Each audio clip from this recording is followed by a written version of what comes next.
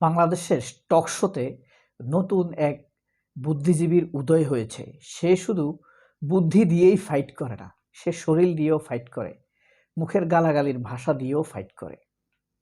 আমার খুব প্রিয় একজন মানুষ, কিন্তু এভাবে তার ব্যাপারে বলতে হবে আমি স্বপ্নেও ভাবিনি। সে বুঝতে পারছে না সে যে অতল গহ্বরে তলিয়ে যাচ্ছে, অন্ধকূপে হারিয়ে যাচ্ছে। এই যে এক সময়ে আপনারা টক শো দেখেছেন, নিশ্চয়ই মনে আছে আপনার ব্যারিস্টার শাহজাহান মিয়া কুমিল্লার, তাকে মারতে গেছিল নৌপরিবহন মন্ত্রী শাহজাহান খান। চিনছেন শাহজাহান খানকে? রফিকুল ইসলাম মিয়া, কুমিল্লার রফিকুল ইসলাম, ব্যারিস্টার রফিকুল ইসলাম মিয়া বিএনপির স্থায়ী কমিটির সদস্য, সৎ মানুষ। তাকে মারতে গেছে আওয়ামী লীগের শাহজাহান খান। এরপরে রনির কথায় আসতেছি, সেগুলো দেখাবো আপনাদেরকে। এরপরে শাবান মাহমুদ বলছেন তারেক রহমানকে ঘাট ধরে নিয়ে আসবে লন্ডন থেকে। এই যে বিএনপির এখন নেতা ডাক্তার সায়ন্ত শাখাওয়াত, তাকে উচ্ছৃঙ্খলভাবে বলছে যে দেখাই দিবে। এই চরিত্রহীন, উচ্ছৃঙ্খল, অসভ্য আওয়ামী লীগ, চরিত্রহীন সাংবাদিক কার মতো? ওই যে দুর্জয়, আমাদের তাহরিমা জান্নাত সুরভির বিরুদ্ধে যে মামলা দিছে যে দুর্জয়, এই দুর্জয়ের মতো চরিত্রহীন। যদিও অধিকাংশ সাংবাদিকই এরকম চরিত্রহীন। শাবান মাহমুদের চরিত্রটা একটু আপনাদেরকে দেখাই, একটু ধৈর্য ধরে শুনেন। It has been published. You must have to say, otherwise আপনি এই মিথ্যা বলার দায় আপনার বিবেকের কাছে অসচ্ছ। যদি দেখে থাকেন এই পর্যন্ত, তাহলে দেখেছেন কতটা উগ্র হতে পারে। আর আমি যদি বলি রেজাউল করিম রনি আরো বেশি উগ্র হয়েছে, সেই পার্টটুকু অনেকেরই চোখে পড়ে নাই। শাবান মাহমুদ খুব বিশ্রী কিন্তু অ্যাটিটিউড শো করছে। তার ফেসিয়াল এক্সপ্রেশন খেয়াল করেছেন? মনে হয় যেন সে আপনার কাঁচা গোস্ত খাচ্ছে, মানে শুকুরের পায়ের গোস্ত খাইলে যেরকম ফেসিয়াল এক্সপ্রেশনটা হয়, সেই রকম হয়েছে। শেখ হাসিনা যেরকম মানুষ মারার জন্য বলতো, শেখ হাসিনা যেরকম রাজাকার বলে মুখে কিস্তি কি তুলতো, ঠিক সেইভাবে। কিন্তু রেজাউল করিম কি বলছে? উপস্থাপককে সহ ধমকি দিছে। উপস্থাপক সহ ধমক মারছে। আসুন আমরা দেখি। এই যে এই উপস্থাপক দেখেন, তার নাম হলো মাহমুদ রাকিব। তাকে কিভাবে বিএনপি কথাটাই না এখন কেন আনলেন? কেন আনবো না? আমার কথা শেষ করতে দেন। এটা খুবই খারাপ। আমরা তো সব পক্ষে খুবই খারাপ কাজ করছেন আপনি। না রনি ভাই, আমরা সব পক্ষের কথা বলতে হবে। একদম আমার কথা শুনেন আপনি। না আমাদের তো বলতে হবে। ন্যারেটিভ তৈরি করার চেষ্টা করবেন না। আমাদের দায়িত্ব এটা, সব পক্ষের কথা বলতে হবে। নিরপেক্ষ থাকার চেষ্টা করেন। আপনি ন্যারেটিভ তৈরি করা হচ্ছে এখানে বিএনপি জুলাই সনদের বিরুদ্ধে, সংস্কারের বিরুদ্ধে। নির্বাচনে যে যাচ্ছে বিএনপি তার সংস্কারের আলাদা কর্মসূচি ঘোষণা করে নাই। সে হা বা না ভোট যেটার পক্ষে বিপক্ষে বলুক না কেন, তার তো সংস্কার এজেন্ডা আছে। আল মামুন রাসেলের সাথে যে পার্টটুকু হয়েছে, এটা অনেকেই দেখছে, এই কারণে আমি সেটা দেখাইও নাই, আপনাদেরকে সময় নষ্ট করতে চাই নাই। আল মামুন রাসেলের সাথে যেটা হয়েছে সেটা আমি বলি। বিএনপি 10টা নোট অফ ডিসেন্ট দিয়েছে, আর জামাত দিছে একটা নোট অফ ডিসেন্ট। সেগুলো সে বলে নাই। জামায়াত যে একটা নোট অফ ডিসেন্ট দিছে সেটা নিয়ে বলছে। আচ্ছা, আপনাকে প্রশ্ন করতেছি, আপনি কি চান না যে এরকম হোক, কোনো ব্যক্তি যেন 2বারের বেশি প্রধানমন্ত্রী না হয়? এটা সবাই চায় না? বিএনপি এখানে নোট অফ ডিসেন্ট দিয়ে দিছে। নোট অফ ডিসেন্ট কি? আমরা ক্ষমতায় আসলে ভেবে দেখব, আলোচনা করে ভালো হইলে করব। আচ্ছা, অথচ সবাই, দেশের মানুষ চায় এটা। সংবিধান কি? দেশের সব মানুষের মত চিন্তা একত্রিত হবে এখানে, অধিকাংশ মানুষের। তাহলে সে আল মাহমুদ যখন সে বারবার জামাতের এই নোট অফ ডিসেন্টের কথা, একটা নোট অফ ডিসেন্টের কথা বলছিল, তখন সে আল মামুন রাসেল বলছে যে আপনি যদি আরো সততার পরিচয় দিতে পারতেন, যদি বিএনপি যেগুলো নোট অফ ডিসেন্ট দিছে সেগুলো বলতে পারতেন, যে বিএনপি নোট অফ ডিসেন্ট দিছে কি। আমরা কি বলি, যদি আপনার সংবিধান চেঞ্জ করতে হয়, আপনি গণভোট দিয়ে অনুমতি নিতে হবে মানুষের কাছ থেকে, কারণ এই সংবিধান মানুষের জন্য, নাইলে আপনি চেঞ্জ করতে পারবেন না।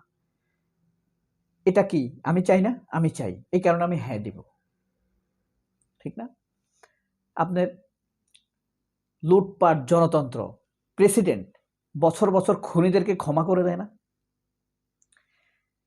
এটা প্রেসিডেন্ট ক্ষমা করতে পারবে না। এটা আমি বলি যে প্রেসিডেন্ট ক্ষমা করতে পারবে না, এই কারণে আমি হ্যাঁ দিব। অথচ এই বিষয়গুলোতে নোট অফ ডিসেন্ট দিয়ে রাখছে, মানে বাধা দিয়ে রাখছে। নোট অফ ডিসেন্ট ভদ্র ভাষায় বাধা দিয়ে রাখছে। এই কথাগুলো খুব প্রিসাইসলি বলছে,